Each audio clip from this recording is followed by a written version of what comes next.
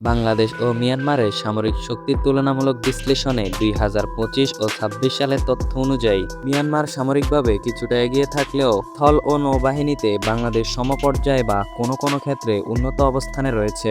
মিয়ানমারের বিশাল সৈন্য সংখ্যা এবং আকাশপথে বেশি যুদ্ধবিমান থাকলেও বাংলাদেশের অত্যাধুনিক প্রতিরক্ষা ব্যবস্থা এবং ভৌগোলিক সুবিধার কারণে যুদ্ধক্ষেত্রে লড়াইয়ে হাড্ডাহাড্ডি হওয়ার সম্ভাবনা রয়েছে। দুই প্রতিবেশী দেশ বাংলাদেশ এবং মিয়ানমার, কিন্তু সামরিক শক্তিতে কে এগিয়ে রয়েছে, কার কাছে বেশি যুদ্ধবিমান ও সেনাবাহিনী এবং বিশাল শক্তিশালী অস্ত্র রয়েছে। আজকের ভিডিওতে আমরা জানব বাংলাদেশ বনাম মিয়ানমারের সম্পূর্ণ সামরিক তুলনা, একটি কম্পারিজন ভিডিও। শুরুতেই জনসংখ্যা তুলনা করলে বাংলাদেশের জনসংখ্যা প্রায় 17 কোটির উপরে রয়েছে, আর অন্যদিকে মিয়ানমারের জনসংখ্যা প্রায় 5 কোটিরও কিছু বেশি। জনসংখ্যায় বাংলাদেশ অনেক এগিয়ে রয়েছে।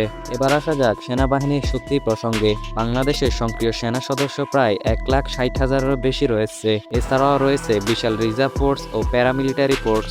আর অন্যদিকে রয়েছে মিয়ানমারের সেনাবাহিনীতে রয়েছে প্রায় 2 লাখ থেকে 4 লাখ পর্যন্ত বলে বিভিন্ন রিপোর্টে উল্লেখ রয়েছে। তাদের ট্যাটমাডো বাহিনী দক্ষিণ পূর্ব এশিয়ার অন্যতম বড় একটি সামরিক বাহিনী। সরাসরি সেনা সংখ্যার দিক দিয়ে মিয়ানমার অনেকটা এগিয়ে রয়েছে। এবার চলুন যুদ্ধবিমান প্রসঙ্গে।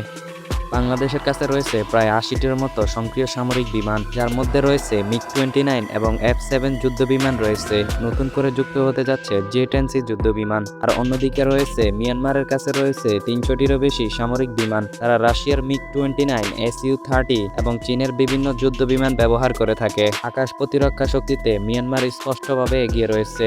এবার আসা যাক মিসাইল ও ভারী অস্ত্র প্রসঙ্গে। বাংলাদেশের কাছে রয়েছে অ্যান্টি-শিপ মিসাইল এবং এয়ার ডিফেন্স সিস্টেম। তবে এখনো পর্যন্ত বড় ধরনের লং রেঞ্জের ব্যালিস্টিক মিসাইল এখনো পর্যন্ত বাংলাদেশের কাছে নেই। মিয়ানমারের কাছে রয়েছে SQ-12 এয়ার ডিফেন্স মিসাইল এবং C-802 অ্যান্টি-শিপ মিসাইল রয়েছে তাদের হাতে। এছাড়াও তারা চীন ও রাশিয়া থেকে নিয়মিত অস্ত্র কিনছে। মিসাইল ও ভারী অস্ত্রের দিক থেকেও মিয়ানমার কিছুটা এগিয়ে রয়েছে। এবার আসা যাক সামরিক বাজেটের তুলনা অনুযায়ী বাংলাদেশের সামরিক বাজেট প্রায় 3 থেকে 4 বিলিয়ন ডলারের মধ্যে। আর অন্যদিকে মিয়ানমারের সামরিক শক্তি বাজেট প্রায় 5 বিলিয়ন ডলারের কাছাকাছি। সামরিক খরচ দিক দিয়েও মিয়ানমার অনেকটা এগিয়ে রয়েছে। যদি এই দুই দেশের মধ্যে যুদ্ধ লাগে তাহলে কে জিততে পারে তা অবশ্যই আপনারা কমেন্টে জানাবেন। যদি বাংলাদেশ এবং মিয়ানমারের মধ্যে সরাসরি যুদ্ধ হয় তাহলে ফলাফল নির্ভর করবে কয়েকটি বিষয়ের উপর, যেমন আকাশশক্তি, নৌবাহিনী, প্রযুক্তি এবং আন্তর্জাতিক সমর্থন। যুদ্ধের সময়কার কৌশল। বর্তমান তথ্য অনুযায়ী মিয়ানমারের কাছে বেশি যুদ্ধবিমান এবং বড় সেনাবাহিনী রয়েছে। তবে বাংলাদেশের অর্থনৈতিক কৌশলগত অবস্থান এবং দ্রুত আধুনিকায়নও বড় একটি শক্তি। তাই যুদ্ধ হলে নিশ্চিতভাবে কে জিতবে এটা বলা অসম্ভব, কারণ বাস্তব যুদ্ধ শুধু অস্ত্র দিয়ে নয়, কৌশল ও পরিস্থিতি দিয়েও নির্ধারিত হয়। যুদ্ধ কখনোই কোনো দেশের জন্য ভালো কিছু নিয়ে আসে না। শান্তি এবং কূটনৈতিক সমাধানই সবচেয়ে গুরুত্বপূর্ণ।